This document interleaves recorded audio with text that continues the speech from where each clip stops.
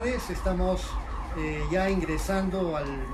estamos ingresando al mes de otoño acá en el Perú, así que, dentro del mes de abril a la temporada del otoño, a la estación del otoño. Entonces pronto ya va a ser de noche a estas mismas horas, ya va cambiando el clima, ya empieza a ser un poquito más de fresco también, así que ya saben que todos debemos cuidarnos, muy especialmente acá en el hemisferio sur con el cambio de clima. Empiezan las épocas de los resfríos y a raíz de lo que está sucediendo a nivel mundial sabemos que debemos cuidarnos. Que Dios nos bendiga, y hoy día estamos nuevamente reunidos para este mensaje de nuestro Señor Jesucristo a las 7 iglesias de Apocalipsis. Soy Fernando Ruiz González y hoy día vamos a estudiar juntos el mensaje de nuestro Señor Jesucristo a la iglesia de Pérgamo. Así que acompáñenme, y si tienen sus Biblias a la mano, por favor, vayan a los capítulos 2 y 3 del libro de Apocalipsis. Ya hemos hecho largamente una introducción a este tema, así que ahora simplemente en forma muy breve voy a mencionar que el mensaje de nuestro Señor Jesucristo a las 7 iglesias de Asia se encuentra en el libro de Apocalipsis en los capítulos 2 y 3. Y ahí vemos que hay un mensaje dirigido para cada una de estas 7 iglesias de Asia Menor, que se encontraban en lo que hoy día es Turquía, en toda la zona de Asia Menor, y ahí están las 7 iglesias distribuidas en forma como de una especie de herradura invertida. Y habíamos mencionado en varias oportunidades que, aunque este es un mensaje dirigido a las 7 iglesias que están en Asia, sabemos que en esa época, en la época del apóstol Juan, cuando el apóstol Juan tenía una edad avanzada, aproximadamente alrededor del año 95 después de Cristo, no habían solamente 7 iglesias en Asia, habían muchas más, tanto en Asia como en la zona de Israel, también en la zona de Siria, en la zona de Europa, Grecia. Había muchas más iglesias cristianas, pero estas 7 iglesias cristianas representan el número completo, el número de lo perfecto, y aunque las iglesias no eran perfectas, como vamos a ver también el día de hoy, representan a la totalidad del cristianismo. Y aunque fue un mensaje escrito para la iglesia de Pérgamo en la época del apóstol Juan, es un mensaje que cala muy bien también para la iglesia de nuestros tiempos. Así que vamos allí, Apocalipsis capítulo 2. Ya hemos recorrido el mensaje a la iglesia de Éfeso, la iglesia amada, la iglesia deseada, la iglesia de la época de los apóstoles, que abundaba en muchas buenas obras, pero que habían errado en descuidar su primer amor. Después del mensaje a Éfeso vimos el mensaje a Esmirna, la iglesia sufriente, la iglesia mártir, la iglesia a la cual Jesucristo se identifica como el primero y el postrero, el que estuvo muerto y vivió. Y ahora vamos a la tercera iglesia en el mensaje de hoy. Acompáñenme. Apocalipsis capítulo 2, desde el versículo 12. Dice: y escribe al ángel de la iglesia en Pérgamo, el que tiene la espada aguda de 2 filos, dice esto: yo conozco tus obras y dónde moras, donde está el trono de Satanás, pero retienes mi nombre y no has negado mi fe, ni aun en los días en que Antipas, mi testigo fiel, fue muerto entre vosotros, donde mora Satanás. Pero tengo unas pocas cosas contra ti, que tienes ahí a los que retienen la doctrina de Balaam, que enseñaba a Balac a poner tropiezo ante los hijos de Israel, a comer cosas sacrificadas a los ídolos y a cometer fornicación. También tienes a los que retienen la doctrina de los nicolaitas, la que yo aborrezco. Por tanto, arrepiéntete pues, si no, vendré a ti pronto y pelearé contra ellos con la espada de mi boca. El que tiene oído, oiga lo que el Espíritu dice a las iglesias. Al que venciere, daré a comer del maná escondido, y le daré una piedrecita blanca, y en la piedrecita escrito un nombre nuevo, el cual ninguno conoce sino aquel que lo recibe. Vemos que este mensaje a la iglesia de Pérgamo, de manera similar a los demás mensajes, de estos 7 mensajes a las 7 iglesias de Apocalipsis, empiezan identificando a quién está dirigida la carta, y luego continúa diciendo quién es el que la dirige. dice el Señor Jesucristo, escribe al ángel de la iglesia de Pérgamo. Y habíamos mencionado las veces anteriores que cuando dice escribe al ángel, no se está refiriendo a un ser celestial, no se está refiriendo a un querubín, a un serafín, a un arcángel, a un ángel como ser celestial de luz, un ser espiritual, sino que se está refiriendo al mensajero de la iglesia en Pérgamo, aquel líder espiritual, el ministro, el pastor, el supervisor, el anciano, que estuviera encargado del liderazgo de la iglesia en Pérgamo y quien tenía la misión de llevar este mensaje a los miembros de la iglesia en Pérgamo, el responsable de la iglesia en Pérgamo propiamente dicho. Y se menciona, y Jesucristo se refiere a sí mismo como aquel que tiene la espada aguda de 2 filos. Y esta es una descripción de sí mismo que encontramos en Apocalipsis capítulo 1. En el capítulo 1 vemos una descripción de la visión que tiene Juan acerca de Cristo glorificado. Y Cristo glorificado, Juan lo ve en su gloria, en su resplandor, y entre muchas otras características, aparte de sus ojos de fuego, de ropas sacerdotales, de pies refulgentes y muchas otras características, el pelo blanco y además de todo eso, una espada aguda de 2 filos. Y así se identifica Jesús acá. Escribe al ángel de la iglesia en Pérgamo, el que tiene la espada aguda de 2 filos, dice esto. Hay otras referencias acá mismo en la Biblia, en la carta a los Hebreos, que la misma palabra de Dios es como una espada aguda de 2 filos, que penetra hasta lo profundo del alma. Y así es la palabra de Dios. La palabra de Dios muestra lo que somos y muestra lo que Dios es. Penetra hasta lo más profundo de nuestros pensamientos, de nuestro corazón, cala fuerte, corta lo que no debe estar ahí, lo estirpa y nos toca en lo profundo, para todos aquellos que tienen oídos para oír. Pero tenemos una revelación también. Cuando Jesucristo se manifestó al mundo, nos dice el Evangelio según San Juan, que en el principio era el verbo, y la palabra verbo es la palabra logos en griego, que significa palabra. En el principio era la palabra, y la palabra era con Dios, y la palabra era Dios. Y aquella palabra se encarnó y vivió entre nosotros. Es decir, Jesucristo es la palabra de Dios encarnada. Y la palabra de Dios encarnada es una espada aguda de 2 filos. Es decir, aquí nos habla de la característica que tiene nuestro Señor Jesucristo, de ser el portador de la palabra de Dios. Él mismo, Jesucristo en sí mismo, Él es la palabra de Dios encarnada. De tal manera, y esto a completa diferencia de todos los demás profetas y hombres y siervos de Dios de todas las épocas y de todas las épocas de las escrituras hebreas contenidas en el Antiguo Testamento, de la ley, de los salmos, de los profetas. Jesucristo no es igual que los demás profetas. Cuando los profetas hablaban de parte de Dios, decían, dice el Señor, dice Jehová tal cosa. Y la gran diferencia es que cuando Jesucristo habla en los evangelios, Jesucristo habla Él mismo como portador de la palabra de Dios. Lo que Jesús dice es palabra de Dios. En cambio, cuando un profeta hablaba, decía, Jehová ha dicho. A diferencia de Jesús. Jesús cuando habla dice, pero yo les digo. Jesucristo. Entonces, Él sabe cómo llegar y a quién llegar y de qué manera le habla a cada persona. A los de la iglesia de Éfeso les habló de una manera determinada. A los de la iglesia de Esmirna de otra manera determinada, según las circunstancias que estaban viviendo, según lo que adolecían y según lo que tenían bueno. Acá la iglesia de Pérgamo les va a hablar de una manera en especial. La iglesia de Pérgamo, como mencionamos, es una de las 7 iglesias en Asia Menor y estaban así como distribuidas en esta forma de herradura invertida en la zona de lo que actualmente es Turquía, pero en esa época era la provincia romana de Asia.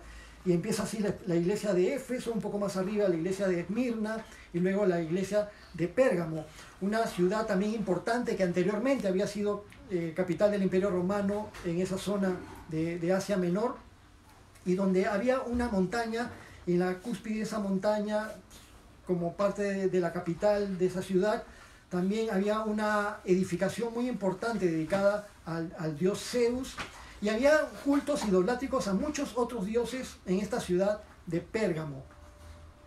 De la palabra Pérgamo La palabra Pérgamo tiene la misma raíz, el mismo origen de la palabra pergamino, lo que nosotros conocemos como pergaminos. Tiene la idea, ¿no? Pergamino, esos rollos de piel donde se utilizaba con diferentes tipos de tinta para repujar y para escribir en las épocas en que todavía no se había inventado el papel.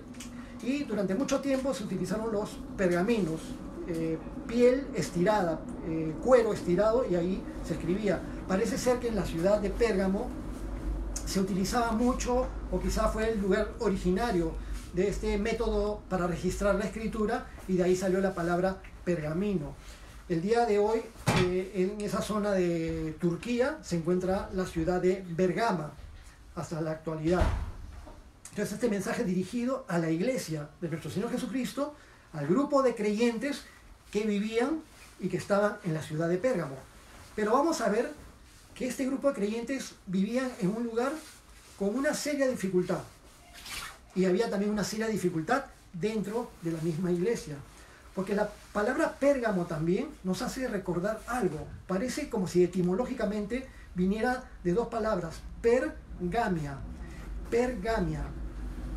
La palabra gamia, pergamia, nos hace recordar esta palabra usada para el matrimonio, monógamo, matrimonio donde hay una pareja formada por un hombre y una mujer, la monogamia. Bigamia es cuando alguien tiene dos cónyuges o dos parejas, bigamia. Y también lugares donde se practicaba, o grupos religiosos que practicaban la poligamia. Pero en este caso, la iglesia Pérgamo, pergamia, nos habla como un matrimonio corrompido, penetrado, permeabilizado, como que algo ha ingresado al interior y que la está malogrando y la puede malograr. En la actualidad, todos a nivel mundial estamos viviendo circunstancias difíciles, no nos son ajenas las noticias. No tengo ni siquiera que mencionar de qué se trata, porque todos ya lo sabemos. Hay cosas que hacen daño al ser humano y hay cosas que no le pueden hacer daño al ser humano. En el ambiente siempre han existido millones y millones de gérmenes patógenos, de bacterias, de virus, y los gérmenes, las bacterias, los virus, los bichitos no le hacen nada al ser humano mientras no entren al interior. Es más, hay infinidad de virus y de bacterias que atacan únicamente a ciertas especies de animales y que al ser humano no lo atacan o no lo contagian. Pero sí hay algunos virus que se han adaptado para poder hacerle daño al ser humano. Y en el caso de la epidemia o la pandemia que tenemos actualmente con este COVID-19, sabemos que externamente no tiene problemas en hacer daño al ser humano, sobre la piel, sobre el pelo, no hay problema.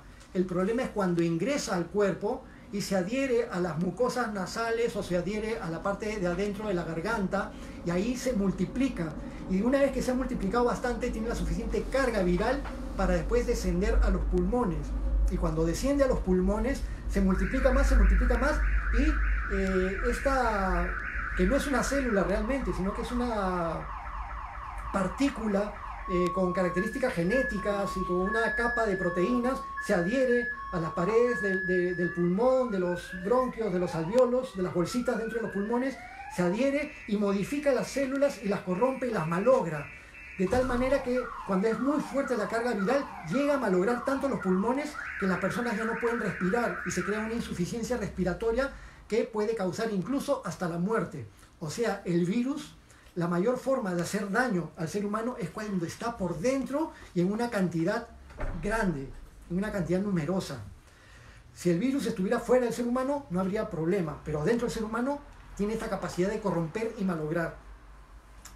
Una cosa muy similar sucede con los sistemas de cómputos, los virus informáticos que son creados por seres humanos para entrar a los sistemas, y mientras están fuera no hay problema, pero cuando uno descuida su computadora y de alguna manera tiene acceso con un USB, antiguamente con disquetes o con otras formas por internet, permite que haya acceso a su computadora, ingresan los virus, y si es que no tienes un buen antivirus, estos virus entran a tu sistema, entran a tu disco duro, aparecen, afloran, se activan y te malogran todo, te sacan información, pero además normalmente te malogran el sistema, te lo detienen y de tal manera que muchas veces las computadoras tienen que ser formateadas y muchas veces se malogran, se estropean y ya no sirven más por causa de los virus.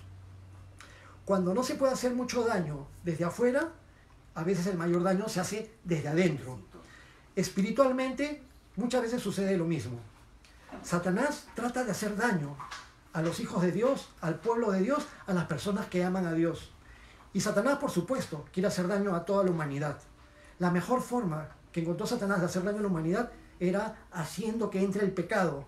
Cuando entró el pecado a la humanidad fue permeable al pecado, el pecado lo corrompió todo. Desde el inicio entraron las enfermedades, los odios, la maldad, las guerras, las injusticias, todo lo que conocemos que hace mal al ser humano entró por causa del pecado.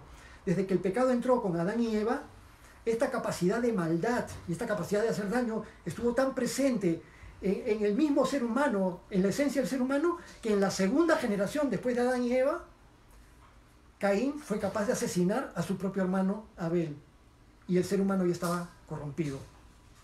En la actualidad y en la época de Jesucristo, y en la época de los apóstoles, y en la época de los primeros cristianos, y en la época antigua, en la época de Israel, también el mismo método. Cuando querías hacerle daño al pueblo de Dios, la mejor forma era introduciendo el pecado al pueblo de Dios para que el pueblo se corrompa y se aleje de la gracia de Dios y de esa manera poderle causar más daño, como vamos a ver en un momentito. El Señor le dice a la iglesia de Pérgamo, versículo 13, yo conozco tus obras. Habíamos mencionado que esto se lo dice Jesús a todas las iglesias, a las 7 iglesias les dice lo mismo. Yo conozco tus obras, yo sé lo que tú piensas, yo sé lo que tú haces, yo sé lo bueno que haces, pero también sé las cosas malas que haces. Conozco tus intenciones, conozco las actitudes de tu corazón, lo conozco todo. Jesucristo es omnisciente, lo ve todo, lo sabe todo. Y conoce a su iglesia y conoce a aquellos que se llaman creyentes cristianos y no lo son de verdad. Y conoce a aquellos que se llaman judíos y no lo son de verdad. Y conoce las intenciones de todo ser humano, porque nada se escapa de su vista. Y les dice, yo conozco tus obras. ¿Y dónde moras? ¿Dónde está el trono de Satanás? Curioso que Jesucristo le dice esto a la iglesia de Pérgamo. A la iglesia le dice, conozco dónde moras, dónde está el trono de Satanás. Y esto puede significar dos cosas. En general, Satanás se ha entronado en el mundo porque el ser humano le dio autoridad sobre la creación a Satanás. Cuando Adán y Eva pecaron en el huerto de Edén, Adán y Eva habían recibido el encargo de sojuzgar y de tener a disposición la creación para que se multipliquen, para disfrutarla, para aprovecharla, para administrarla.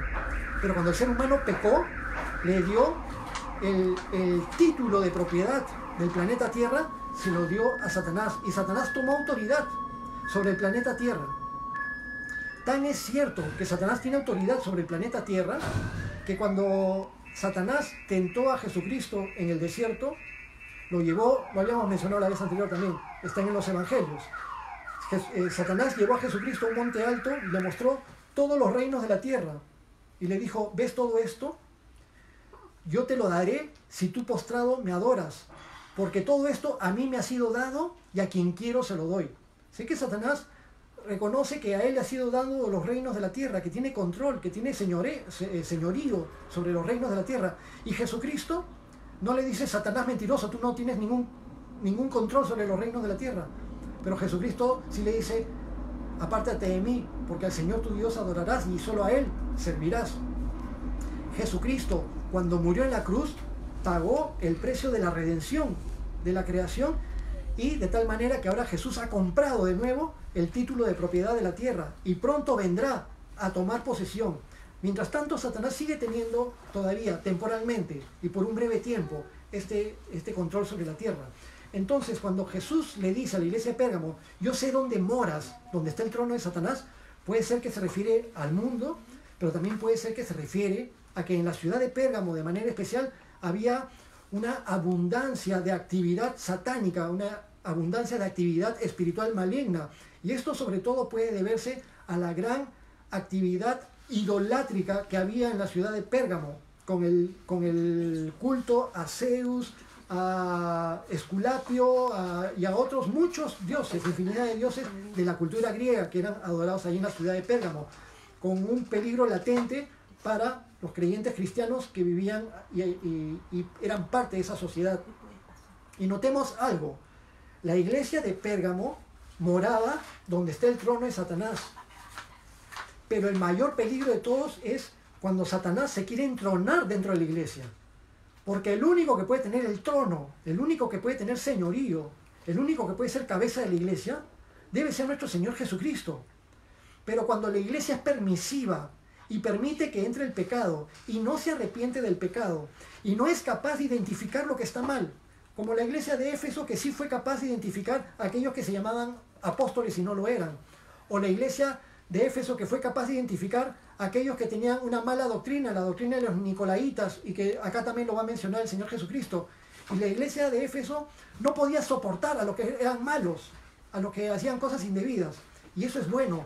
La iglesia cristiana debe tener capacidad de autopercibir aquello que está mal, sea doctrinalmente o sea algo pecaminoso. Si una iglesia no es capaz de diagnosticarse a sí misma con aquello que está mal para arrepentirse y sacarlo, esa iglesia va a terminar siendo destruida por completo. Va a ser una iglesia permeable al pecado. Entonces, una cosa es que la iglesia esté donde Satanás mora o donde está el trono de Satanás, como en los tiempos modernos.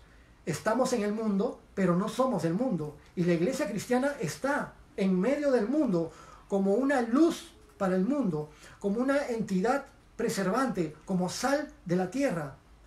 Pero la iglesia cristiana debe ser luz, pero la iglesia cristiana no puede ser impregnada del mundo, ni debe tener, permitir mundanidad,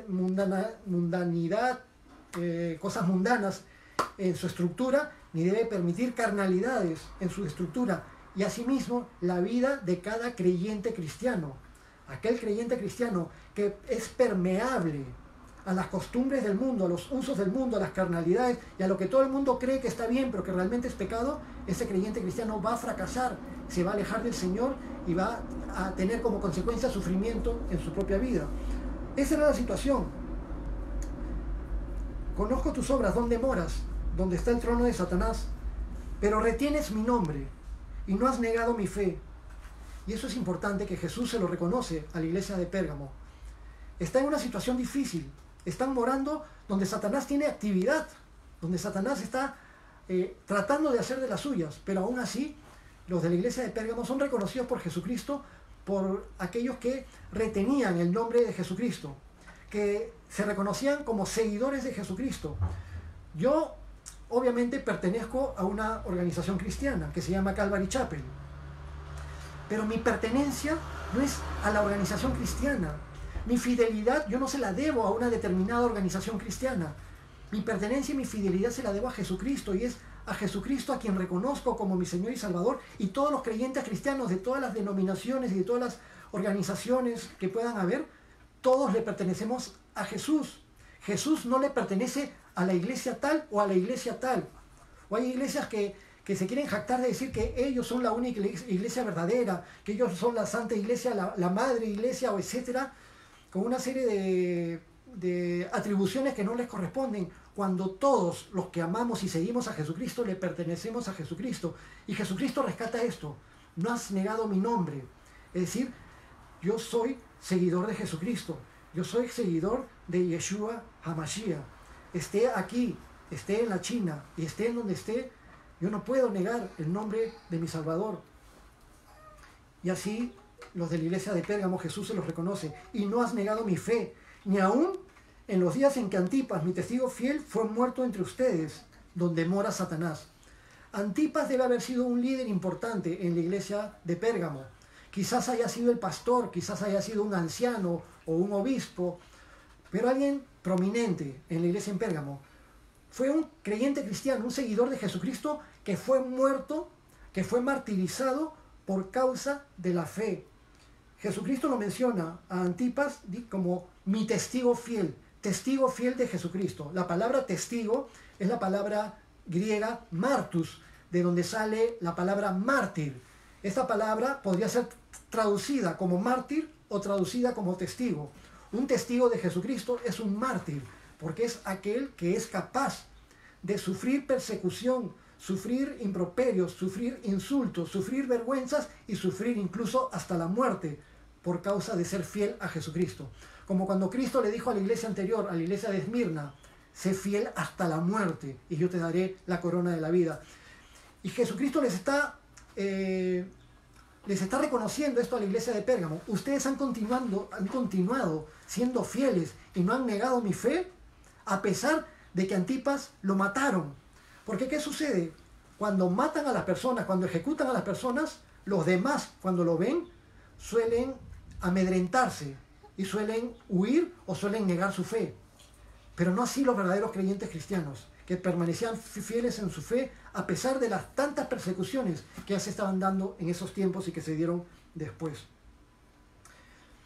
Pero después de reconocer esta particularidad positiva en la iglesia de Pérgamo, Jesucristo les tiene que hablar también de las cosas que no están bien. Y les dice en el versículo 14, Apocalipsis 2:14, pero tengo unas pocas cosas contra ti, que tienes ahí a los que retienen la doctrina de Balaam, que enseñaba a Balac a poner tropiezo ante los hijos de Israel, a comer cosas sacrificadas a los ídolos y a cometer fornicación.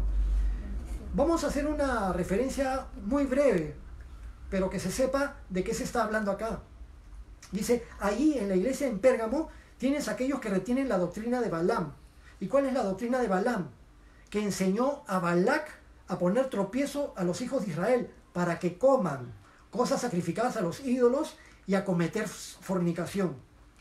Balaam fue un mal profeta, digamos. Algunos dicen fue un falso profeta, pero finalmente era un profeta que tuvo la oportunidad de recibir revelación del Señor, pero que lo utilizó mal.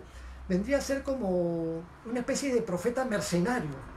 Se iba y buscaba aquel que le pudiera pagar.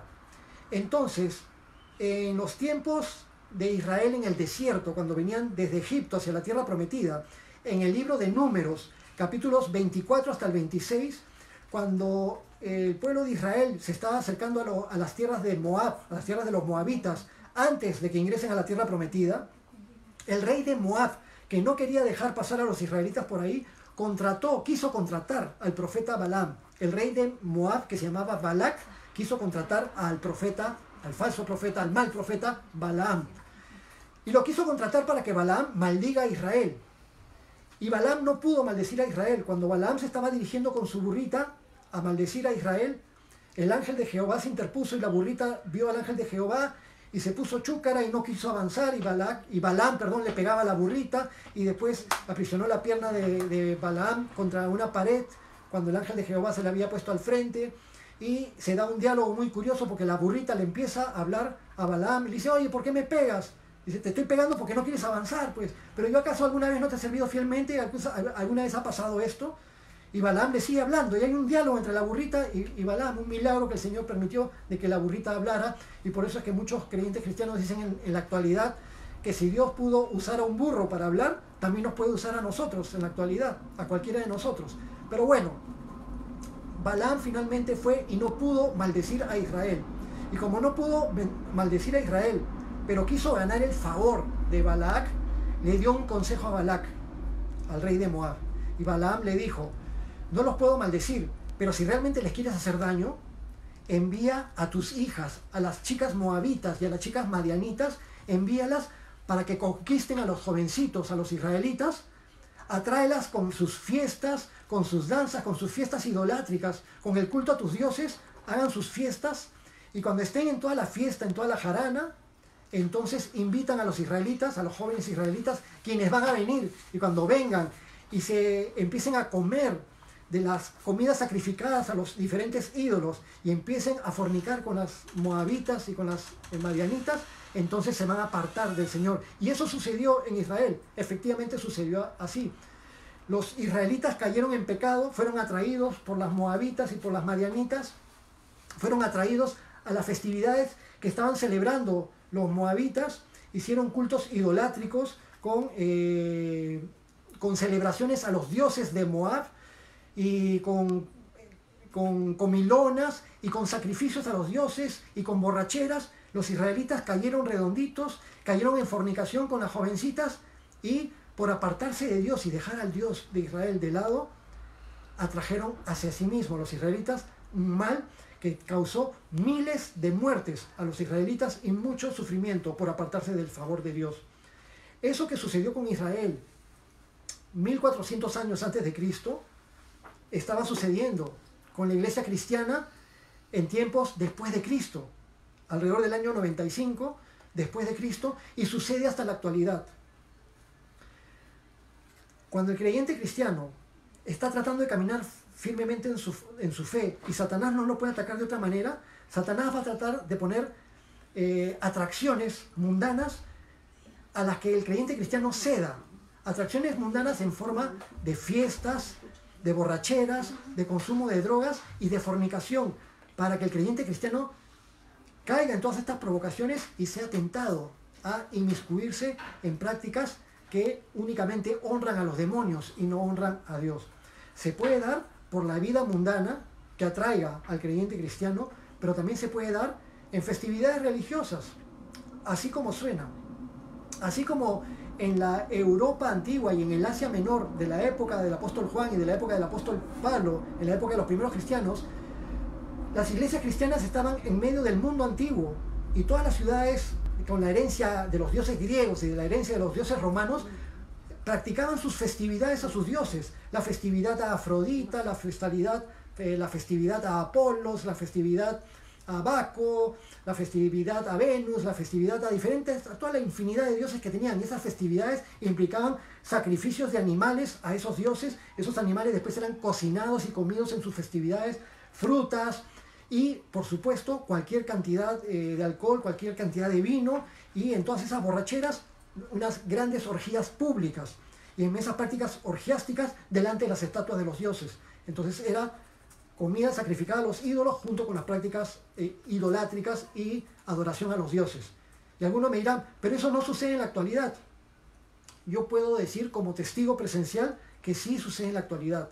Hace muchos años atrás, antes de que yo regresara a los caminos del Señor, yo vine a los caminos del Señor nuevamente el año 98, 1998, y de ahí en adelante el Señor, por su gracia, me ha permitido permanecer bien aferrado a Él y caminando con el Señor. Antes de eso, como muchos, tuve una experiencia en el mundo, y mientras estaba en el mundo tuve la oportunidad de asistir a fiestas patronales acá en el Perú que son tan típicas.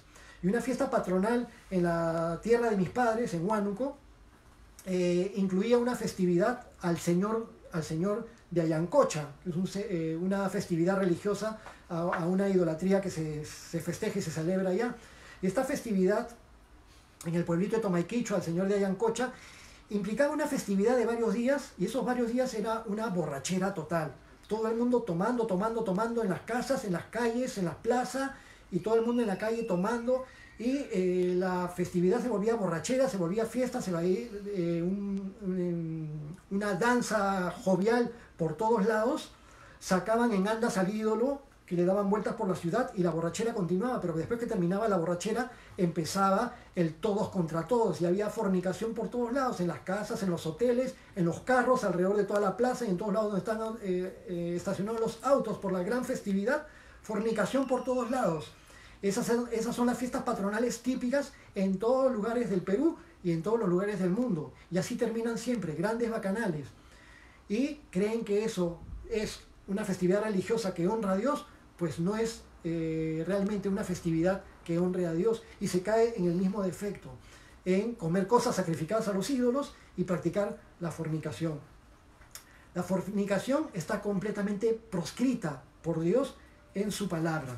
¿Qué es la fornicación? La mayoría sabe lo que significa, pero la fornicación es toda actividad sexual fuera del matrimonio. El matrimonio ha sido establecido por Dios desde el principio. Dejará el hombre a su padre y a su madre, se unirá a su mujer y los dos serán una sola carne. Ese es el matrimonio. Cualquier actividad sexual practicada por personas solteras es fornicación. Personas solteras que se meten con otra persona, es fornicación. La fornicación es pecado, y es un pecado que desagrada a Dios y que te aleja de Dios, y por las cuales el apóstol Pablo y toda la Biblia da advertencias al respecto, diciendo que los que practican tales cosas no heredarán el reino de los cielos. Por eso es que debemos enseñar lo que la Biblia enseña, y se lo debemos decir a todos los miembros de la iglesia, se lo debemos de decir a todas aquellas personas que asisten a las iglesias y que son pareja, o que son novios, o que son enamorados y que todavía no se han casado. No pueden tener actividad sexual si no se han casado todavía. Es pecado y te aleja de Dios.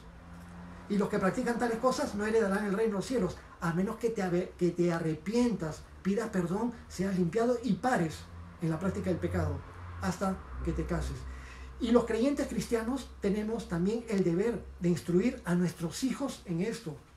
No debemos ser permisivos con la fornicación en nuestras propias casas y en nuestras propias familias. Que mi hijo tiene su enamorada, la trae a la casa, la mete al cuarto, se meten y se encierran para ver televisión y fornican en mi casa. Eso no lo puedes permitir si eres un papá cristiano, de ninguna manera. O que tu hija meta al novio a su cuarto, no lo puedes permitir.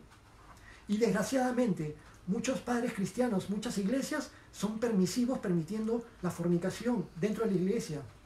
Pastores que saben que hay una pareja de enamorados que tiene 2 años de enamorados y siguen asistiendo a la iglesia calladitos y no dicen nada. Y todo el mundo sabe que están en fornicación porque son personas mayores y no han hecho nunca un compromiso de pureza para cuidar su relación hasta el día en que se casen. Un montón de parejas de enamorados asistiendo a la iglesia que están practicando fornicación y ningún líder cristiano les dice nada dentro de la iglesia. No tienen un pastor, un líder, alguien que los monitoree y que les diga lo que está bien, lo que está mal y que les ayude a mantenerse puros, que cuiden su relación hasta poderse casar. Y nos quedamos calladitos y somos consentidores de esas cosas, estamos permitiendo lo que estaba sucediendo también en la iglesia de Pérgamo. Eso trae tropiezo para la iglesia, eso puede destruir, incluso iglesias enteras han sido destruidas por la fornicación y por el adulterio. Y finalmente Jesús también les reprocha esto, versículo 15, y también tienes a los que retienen la doctrina de los nicolaitas, la que yo aborrezco. Habíamos dicho que la doctrina de los nicolaitas también era una doctrina permisiva con la inmoralidad sexual, a menos que la palabra nicolaita signifique gobernar sobre el pueblo. Es aquellos que asumen un liderazgo y que quieren tener control sobre las ovejas para sacar provecho, ya sea provecho sexual, ya sea provecho económico, como muchas veces en algunas organizaciones cristianas, pseudo cristianas, tienen provecho de las personas, dominan sobre ellas y tratan de utilizarlas para su satisfacción personal o para sacarle su dinero. La doctrina de los nicolaitas estaban ahí también en la iglesia en Pérgamo. Y Jesucristo les dice, eso no puede continuar así, eso tiene que acabar. Llámenles la atención, el que se arrepiente, pero el que no se arrepiente, Jesucristo va a actuar. Y dice en el versículo 16, por tanto, arrepiéntete, pues si no, vendré a ti pronto y pelearé contra ellos con la espada de mi boca. El llamado de Jesús siempre es un llamado amoroso. Arrepiéntete. ¿Qué significa arrepiéntete? Mira lo que te estoy diciendo, date cuenta de tu error, déjate enseñar por el Espíritu Santo de Dios que te muestra que estas cosas están mal, tú sabes que están mal y cambia. Si estás en fornicación, si estás en error doctrinal, si estás en otros pecados, arrepiéntete, pídele perdón a Dios y Dios es amplio en perdonar y amplio en ayudarte y proveerte los medios para que salgas del error. Si estás en una relación pecaminosa, sal de esa relación pecaminosa. Corten con la fornicación, corten con el pecado, hablen con sus pastores, hablen con sus líderes y que los guíen para que puedan tener una relación pura y santa hasta que se casen. O cualquier otro tipo de pecado, no continúes en lo mismo. Arrepiéntete, porque si no, vendré pronto a ti y pelearé contra ellos con la espada de mi boca. Y este llamado que hace Jesús a las 7 iglesias, el que tiene oído para oír, el que tiene oído, oiga lo que el Espíritu dice a las iglesias. Es decir, el que está bien dispuesto a escuchar, escucha y hace caso. Pero el que no está dispuesto a escuchar, va a decir, ay, qué pesado, no me gusta que se metan en mi vida, esto choca con mi estilo de vida. Muchas personas se alejan del Señor o se alejan de las iglesias porque quieren continuar en su fornicación y que nadie les diga nada. O quieren continuar con sus pecados y que nadie les diga nada. O quieren continuar con su drogadicción o con su alcoholismo y que nadie les diga nada y se alejan de la luz. Porque la luz vino al mundo, pero los hombres amaron más las tinieblas que la luz porque sus obras eran malas. Pero te hablo amorosamente de parte de Dios. El que tiene oídos para oír, oiga lo que el Espíritu dice a las iglesias. Al que venciere, daré a comer del maná escondido. Al que venciere, el apóstol Juan, lo hemos repetido siempre, ¿no? El apóstol Juan lo dice en 1 Juan capítulo 5. Esa es nuestra victoria, nuestra fe. Esta es la victoria que vence al mundo, nuestra fe. Por creer en Jesucristo no hemos vencido, y Jesucristo nos dice con amor, al que venciere le daré a comer el maná escondido. ¿Y cuál es ese maná escondido? Dios le daba el maná al pueblo de Israel en el desierto. Y luego cuando los judíos en los tiempos de Jesús le dicen a Jesús, Moisés nos daba el maná en el desierto, ¿tú qué nos das? Y Jesús dice, Dios les daba el maná. Pero Dios es el que les da el verdadero pan de vida. Y Jesucristo dice, yo soy el pan de vida. El que de mí come nunca tendrá hambre. Jesucristo es el único que puede satisfacer plenamente todas las necesidades espirituales, emocionales y todo tipo de necesidad del ser humano. El ser humano por sí mismo, separado de Dios, está incompleto. El ser humano separado de Dios, aunque tenga dinero, aunque tenga posesiones, aunque tenga progreso profesional, tenga lo que tenga, aunque tenga familia, siempre, mientras esté alejado de Dios, se va a seguir sintiendo vacío. Ese vacío únicamente lo puede llenar Dios por medio de su Hijo Jesucristo. Jesucristo es el verdadero pan de vida. Cuando tienes a Jesucristo, te vas a realizar a plenitud. En Cristo puedes llegar a estar completo como ser humano. En Cristo te puedes realizar como ser humano. Si tú creías que el dinero era todo lo que estabas persiguiendo, ahora en estos tiempos estás encerrado en tu casa como todo el mundo y el dinero no te va a servir si es que te enfermas y si es que tienes que acudir a una unidad de cuidados intensivos y no hay una cama disponible para ti y no hay un respirador disponible para ti, aunque tengas dinero o aunque estés en el país más desarrollado del mundo, no te va a servir de nada. Pero si tienes a Jesucristo, con Jesucristo nunca moriremos. Con Jesucristo estaremos vivos para siempre. Jesús es la resurrección y la vida. El que cree en Él no morirá eternamente. En Él tenemos vida, en Él tenemos satisfacción, en Él estamos completos, en Él tenemos todo. Al que venciere daré a comer el pan, el maná escondido, y le daré una piedrecita blanca. Y en la piedrecita escrito un nombre nuevo, el cual ninguno conoce sino aquel que lo recibe.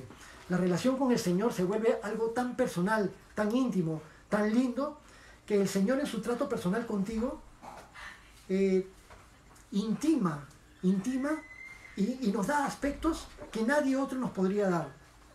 De repente te has sentido solo, de repente te has sentido que nadie te ama. De repente en este tiempo de cuarentena tú estás solo en tu casa, pero comunicado por internet con tus familiares.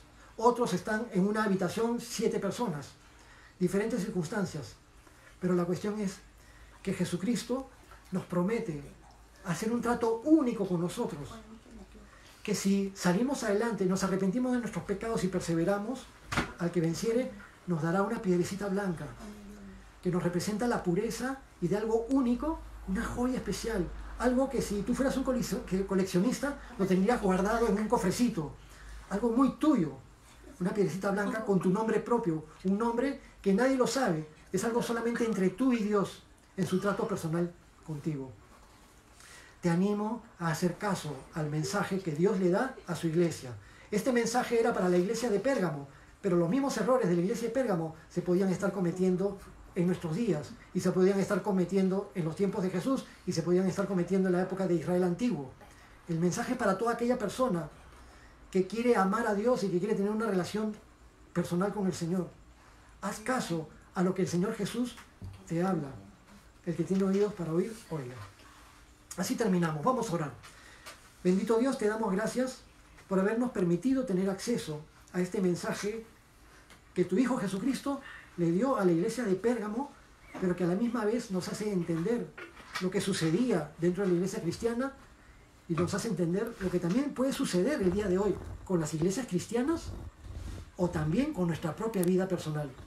Amado Señor, te pedimos que nos ayudes a reaccionar a este llamado amoroso que tú nos dices. El que tiene oído, oiga lo que el Espíritu dice a las iglesias. Quiero oír y hacer caso a lo que tu Hijo Jesucristo me dice. Quiero ser obediente a lo que tu Hijo Jesucristo me dice. Quiero ser obediente a tu palabra. Quiero ser temeroso y respetuoso de tu palabra y de tus mandamientos. Yo sé, Señor, que sin tu ayuda no puedo caminar una vida cristiana como a ti te agrada, pero sé que con tu ayuda, con el poder de tu Espíritu Santo, sí puedo agradarte y que en tu Hijo Jesucristo soy acepto ante ti. Ayúdanos, Señor, ayúdanos a caminar contigo. Te damos gracias y todo esto te lo pedimos en el nombre de tu Hijo Jesús. Amén. Brevemente, les repito las actividades que tenemos durante la semana. Los días martes como hoy continuaremos con el mensaje de Jesucristo a las 7 iglesias. El jueves que viene a las 6 de la tarde el pastor Lucho García les estará compartiendo el estudio del libro de los jueces del Antiguo Testamento. Y luego el día sábado, también a las 6 de la tarde, el pastor Iván les estará compartiendo el estudio de la epístola de Santiago. Y después, el día domingo, a partir de las 10 de la mañana, tenemos nuestro servicio dominical. Empezamos a las 10 de la mañana en punto con las alabanzas y luego empalmamos con la prédica del pastor Lucho. Que el Señor les bendiga a todos y nos vemos pronto. Amén.